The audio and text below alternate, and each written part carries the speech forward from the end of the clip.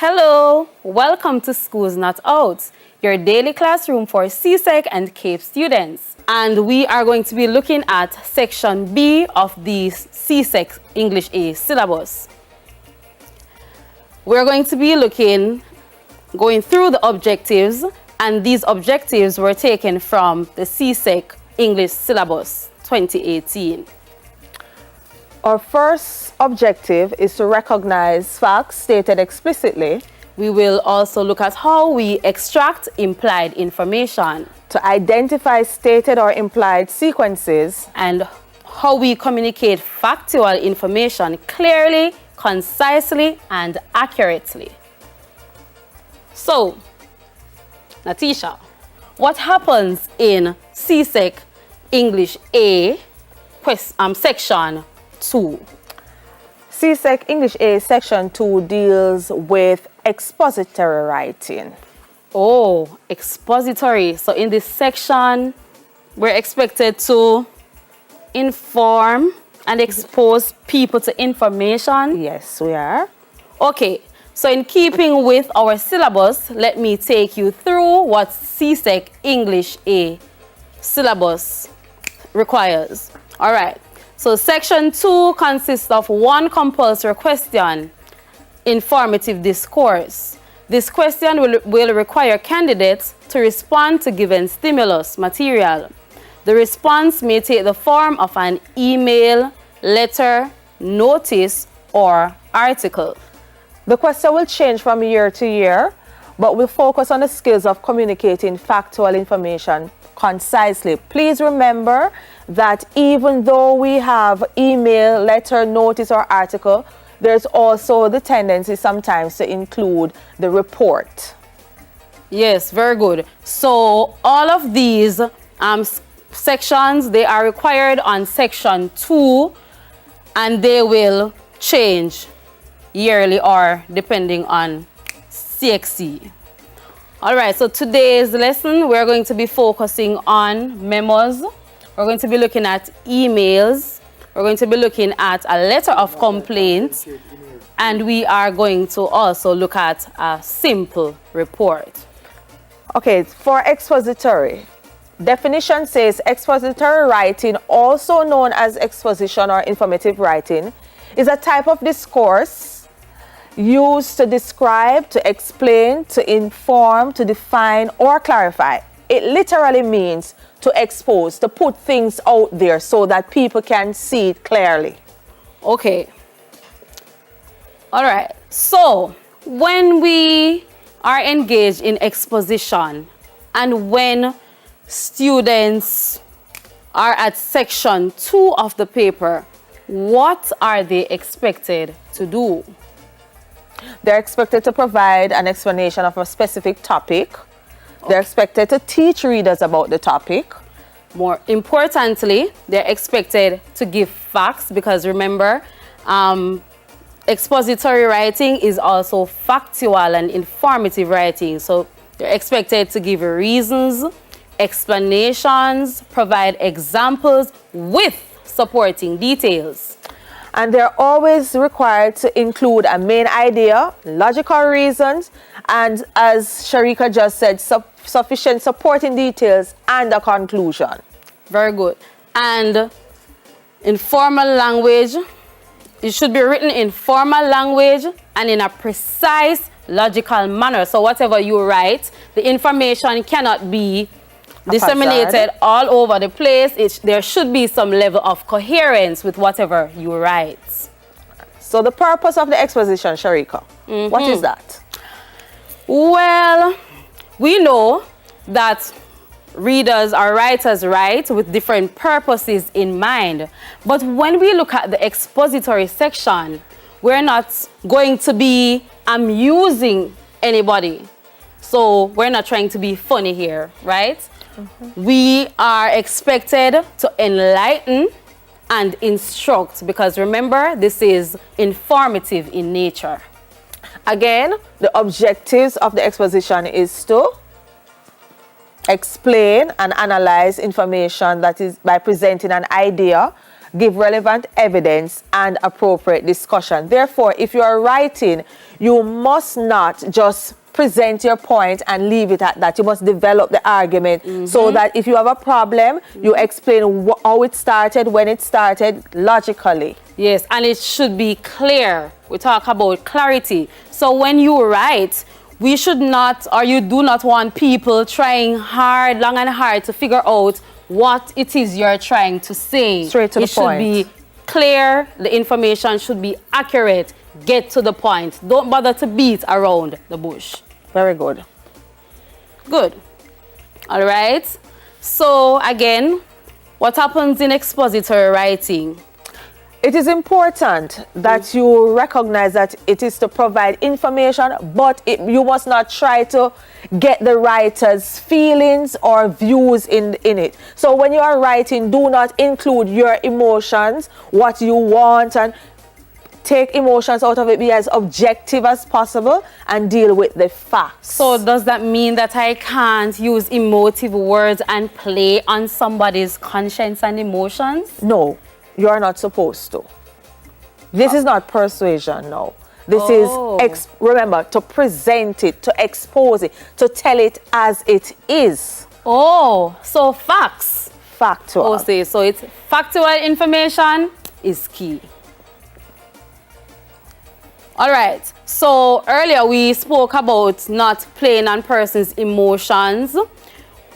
Therefore, it is important for us to know the difference between the persuasive writing and expository writing, because when we are doing exposition, we are not persuading anybody, right?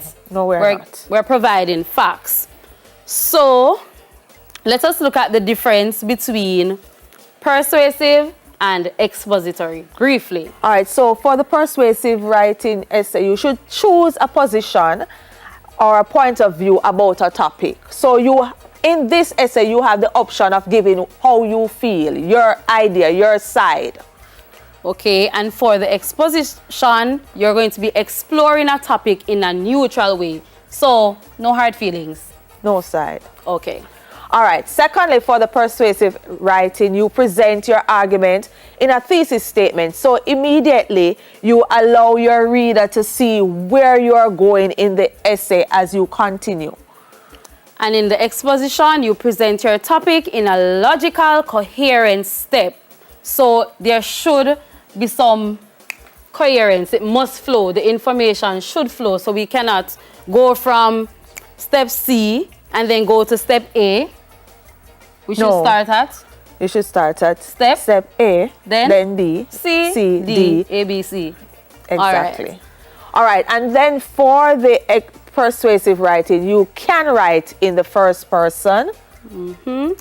For exposition, you can also write in the first person, except for like notices.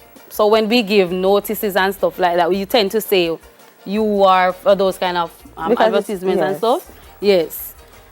And for the persuasive, you can be subjective. And for expository, be objective. Right. Okay, so in keeping with CSEC, and remember we're looking at section 2, which is the expository section, and we already pointed out that you can be given letters to write. Now, we're going to be looking at letter writing, but specifically, we're going to be looking at letters of complaint.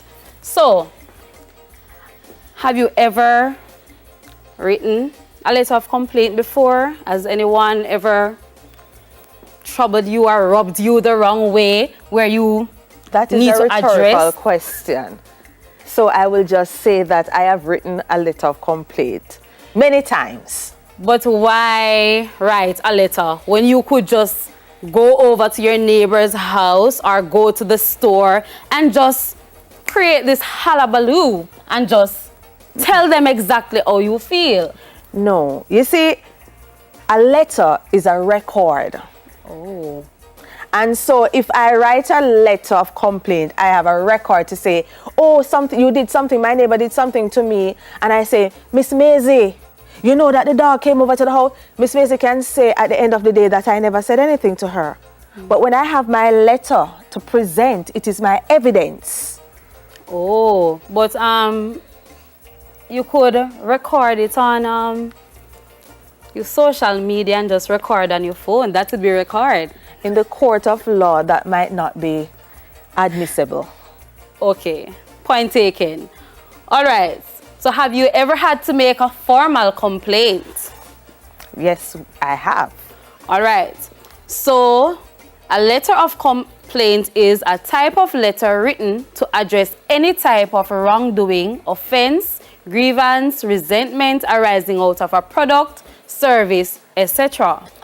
These letters are used to raise your concerns about unfair things and to seek a productive outcome. So if you go to any store and you bought an item and let's say, for example, yes, it malfunctions, then instead of putting up the placards and telling everybody that they sell me bad goods and going on social media, I just write them a letter to say I have a problem, please resolve it. Okay. All right. Now, when we write our letters of complaint, there are some things we should note. The letter should be clear and concise. To the point. Straight to the point. State exactly what you want done and how long you're willing to wait for a response. That is important because you cannot have a problem and not tell the person what is the solution you are looking for and how long you are waiting for that solution. And therefore, when you do that, you give them a time to work with, and therefore they will expect that after that time, you will come back with another response. It might be another letter reminding them of the previous letter, or it might be some other recourse. Okay, so in that case, don't write an angry, sarcastic, or threatening letter. So remember, it is formal and the tone should also be formal. So we're going to be respectful now. Okay, include copies of relevant documents like receipts, work orders, and warranties. This is very important because even in our everyday lives, we must remember that when we purchase something, not necessarily food and such, but when we purchase appliances and such, vehicles, we should keep our receipts so that if there's any problem, we can pull those receipts as a supporting evidence for our complaint if there's a problem. That's true. And don't forget to include your name and contact information. Yes, and when Sharika says name and contact information, she is speaking about the name that is on your birth paper. Not Punji? No, not Putus. No. Bubu? No. All right. Natisha Lindsay. Okay, Sharika Powell, easy. That's the name. Understood. All right. So, most times students complain about not knowing how to start the letter of complaint.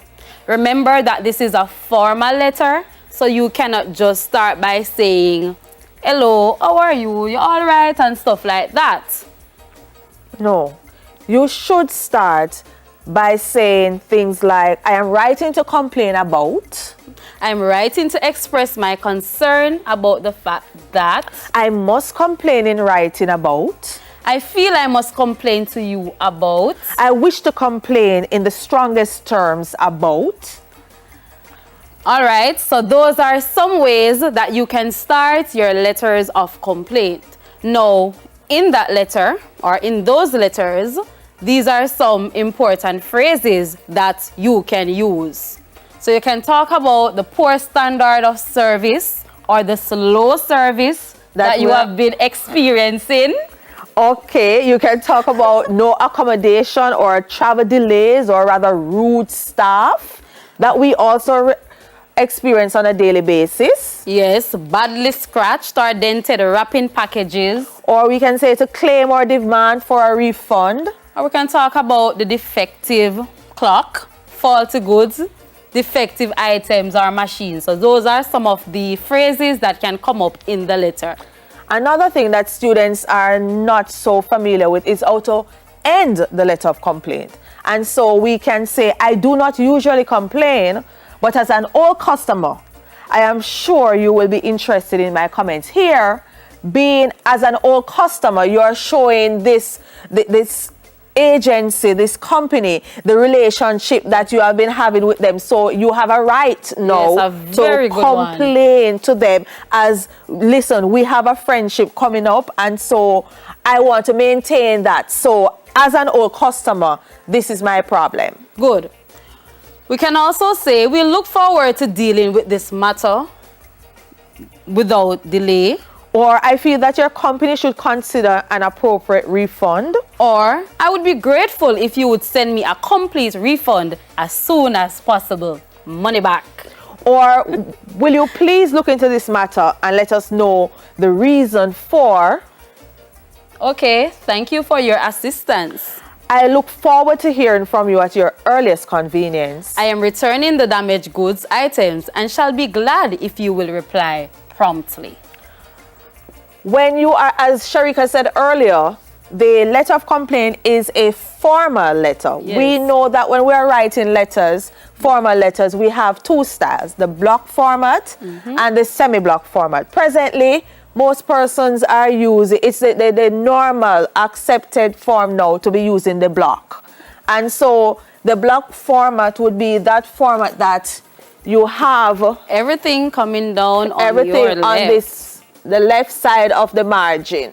That would be the block format. Semi-block would be, so you can have you can have your personal address here, and then you continue with, and then you do your complimentary close there. And remember too that with a formal letter, it would basically require two addresses. So if you're using the semi-block, you can have your address here. If you're using the block format, then you would have your address at the top left-hand corner, and then the inside address, which would have been the company address. All right, so the block format is typically used for business letters, as we just said. And in the block format, the entire text is aligned left and single space. The exception to the single spacing is a double space between paragraphs rather than indent. Okay.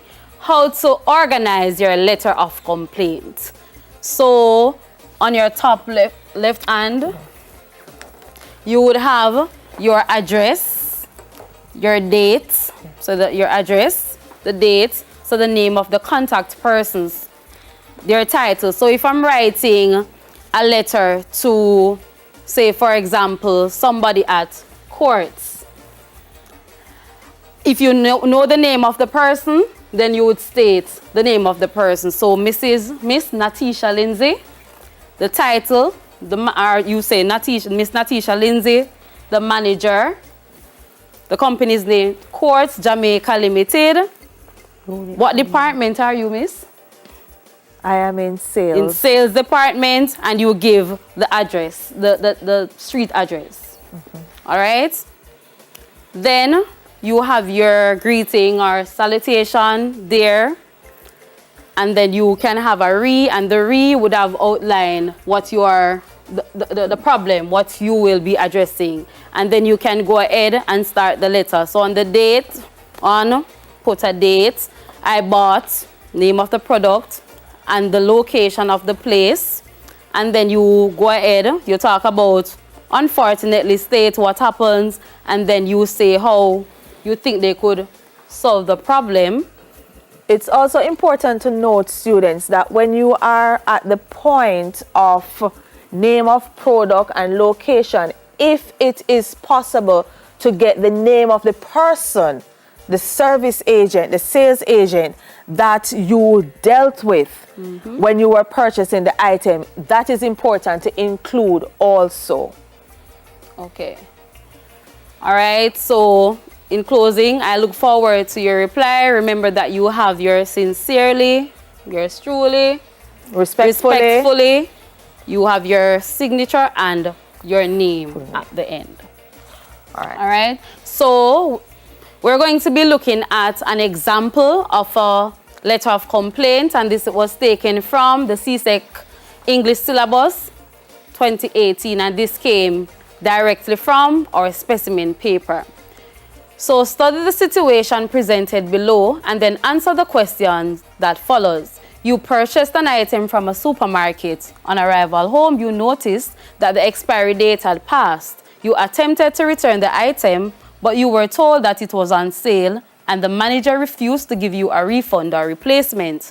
Write a letter to a consumer protection group or the editor of a newspaper in which you complain about the quality of the product and treatment you received. Your answer will be assessed on how well you formatted your letter, select relevant and complete information, organized and express the information in your letter, use the appropriate grammar, sentence structure, vocabulary, spelling, and punctuation. Your letter must be in continuous prose. Make sure to include all the details that would help in highlighting the matter. All right, your letter should include details of the complaint, for example, the date and time of purchase, the cost of the item, specific condition of the item, and the response of staff. And this will be marked out of 30. Okay, so let's quickly get to the sample. Be careful to look at the organizational structure. So, for example, number 67, Happy View, St. James. October 12, 2014. So we have our address and our date. Then we have our inside address. The manager, the Fair Trade Commission, Green Hill, Barbados. Dear Sir, Madam, I write to complain against Bestline Supermarkets, from which I purchased a box of cereal on October 10th, 2014.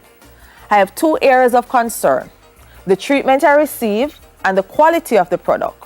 The item was on sale and I paid $245 for it. On arrival home, I realized that the product had expired since September. I returned the package with the bill and was directed to speak with the supervisor. He simply said that it was my duty to check any product I wanted to buy. I went to the manager, explained the issue, and expressed my disappointment. I also requested a refund, but he too told me that I should have checked the date before making the purchase. In addition, he said that their policy is no exchange or refund on sale items. He promised to speak to his colleague, then he dismissed me and went to the phone. I believe this treatment is unjust and would like you to intervene to rectify this matter. Yours sincerely, Adia Rogers. so if we notice all the elements were there, the address Except was, for and the title, but that does not mean that this letter isn't properly written, even though when you were getting the instruction earlier, there was a title to say we could have included that. But sorry, it's not there. But if you do not include it, it's not a problem. Detrimental to your mark. All right. So quickly, we're going to be looking at memos. Short for memorandum, a memo is a type of document used to communicate with others in the same organization. It is a form of internal communication. I want you to note that a memo can be sent from anybody within the organization. So it's not specific to any one particular office or title or position, but anybody in an organization can send a memo. It's internal. All right, so the format of the memo is very simple. You write memo or memorandum at the top, followed by a two-line.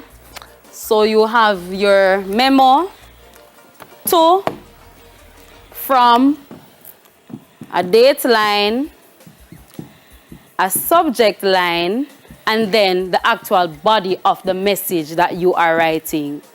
And then the person writing the memo would then affix his or her signature beside his or her name at the bottom line. And also note that a memo does not require an address. And remember that this is usually sent from within organizations. All right, so a memo is used when privacy in an office is not a major consideration. All right, so we'll go quickly to, sample memo. okay. So here you see, it says to whoever we're sending it. So we say that we're at TVJ. Yes. And so we say to staff at TVJ. From Natisha Lindsay, date the 6th of April 2020, and the subject, schools not out, issues. And so we will get into the appropriate, whatever information that I want to send them. I will now write it here. Dear staff, please note that this is supposed to be at 8 o'clock and it's now 8:50 and I am still waiting on some communication. Okay. Something like that. Okay, good. So that is the format. We're going to look quickly at emails. Okay. Now, everybody is in this technological world, and so it is easy now not to write a letter, but to send an email. Fast delivery. Yes. So emails are messages distributed by electronic means from one computer or device to another, to one or more recipients via a network. So you can send to one person or you can send to and what you must note in the emails, because I know that you are very au fait and you know how to write your emails. So you write to, there's always a subject line.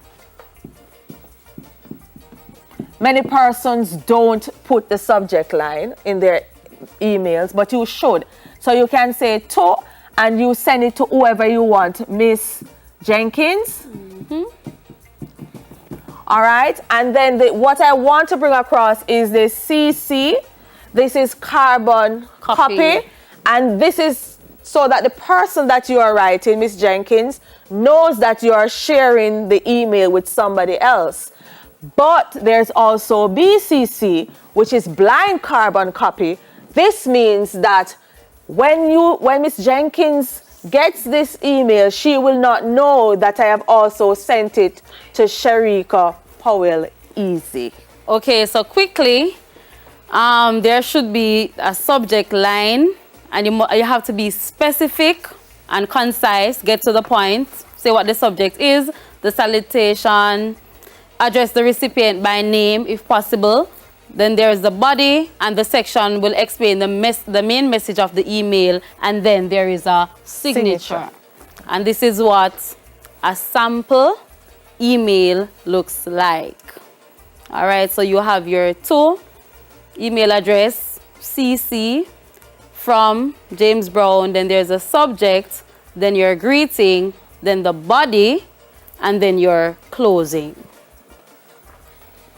All right, so we are at the simple report. Sometimes there are incidents at school and students are asked to write simple reports or incident reports. Incident reports. But do we only write simple reports at school, Natisha? No, we have to write reports all the time because there are things things will happen. And so we need to give a view of what we have witnessed. So even if you are at work and there is an incident, most times you have to write reports. Okay, so let's take you through the report. So a report is a short, concise document which is written from a particular purpose, for a particular purpose and audience. It generally sets out to analyze a problem or situation, often making recommendations for future action. It is a factual paper and needs to be clear and well structured. So when you're organizing your report, you start from the scene, exactly the spot that the thing happened. So the first part of your report is mental. So you start to organize your thoughts and observations. You think in 6 categories. So you think about yourself, who is the writer of the report, the victims, the witnesses, suspects, evidence, disposition. Record information promptly and accurately. And that is extremely important because remember, it's a report and you are giving an account of something that took place. So you want to ensure that you are accurate as possible. And if you need to quote, you use quotation marks for someone's words, exact words. Remember. Okay. All right. Considerations for writing a simple report. Writers of simple report should aim at recording information objectively. So you should not just write what you want to write.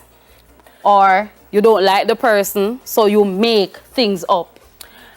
You should also exclude all opinions, preferences, and judgments. And you notice, Sharika, that for all of these, we have done the letter of complaint, we have done emails, and now we are at the simple report, and they all say the same thing. Exclude all opinions, preferences, and judgments. And the report should be based on factual information. So again, we're speaking facts, informative information, factual information. For more complex reports, the writer may be asked to include recommendations and conclusions based on evidence. So guidelines to help you organize your report. One, the report should contain an address or state who it is being addressed to. The subject of the report should be written above. And the subject is the same thing as the title. The introduction should contain purpose, scope, and terms of reference. And for complex reports, the content should be arranged under sections and headings. What do you mean by complex reports? If it is one within an organization that it's a big one, you have to give a lot of information. So it's an more organization detailed. that has multiplicity of departments. Yes, so you would want to give different headings, and the headings will help the person reading to maneuver and understand. Okay then. All right, questions to guide in the writing of your report. Does the report have a heading or a title and the date? Does it indicate to whom the report is addressed? Does it indicate the person who is writing the report? Is the information logically arranged? Is the language formal? So students, you can use these as questions to guide how you write your report. So once you have written your report, you can go ahead, ask yourselves these questions, and once you have them correctly answered, once you can answer them, then what this simply means, students, is that if your answer to these questions each isn't yes, then you are not writing a proper report. Good. All right, so we have with us now a sample. So, Sharika, can you walk them through? Okay, so again, you will have your address. So, for example, Brickfield High School, Kimberly Drive, 16 June 2004. Then you have your inside address. And again, the principal. So, this would have been the person to whom the report is being addressed. Notice, for this report, we do not know the name of the person. We don't know the name of the principal, so we only give the title. But if you know the name of the person, then it is important for you to give the name. Brickfield High School, Kimberly Drive. Sir, if you notice, we have our heading, our subject, report on incident on the recreation ground on June 15, 2004. This incident occurred on the school's recreation ground on 15 June 2004 at midday. The girls of Form 1 were engaged in a friendly cricket match with the girls of Form 2. Shane Williams, a student of Form 4, and Gary Moore, a student of Form 3, entered the field and began heckling the girls. As Sasha, one of the players ran to take a catch, Shane ran towards her, tripped her, and caused her to fall. Her mouth struck Shane's boots and began to bleed. Gary tried to stop the bleeding with his handkerchief, but he failed. Mr. Roger Payne, the sportsmaster, was called to assist. He took Sasha to the hospital where she was treated. By a nurse in the casualty department. Mr. Payne then took her home for the rest of the day. An explanation was given to the parents of Sasha as to the cause of the accident. The sportsmaster, Mr. Payne, is conducting an investigation of the incident. Yours truly, Ben Collymore, Prefect. And this report was taken from the Comprehensive English course, the New Revised Edition, page 210. Okay, so just a gentle reminder.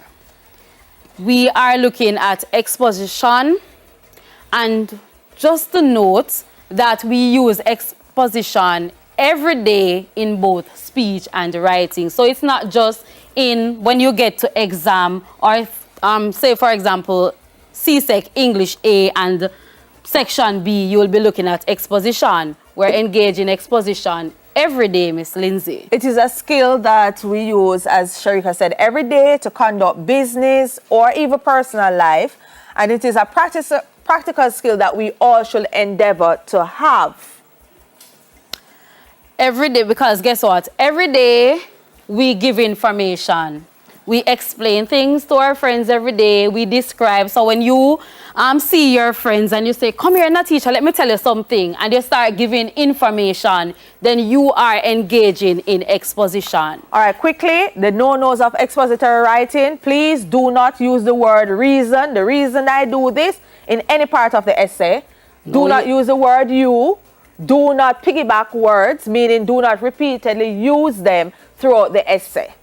Good, and remember that the information should be factual.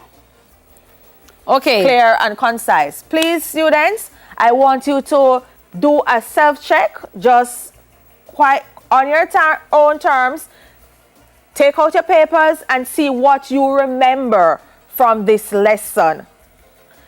Okay, and in closing, we're going to be reminding you of the 5 P's. Proper preparation.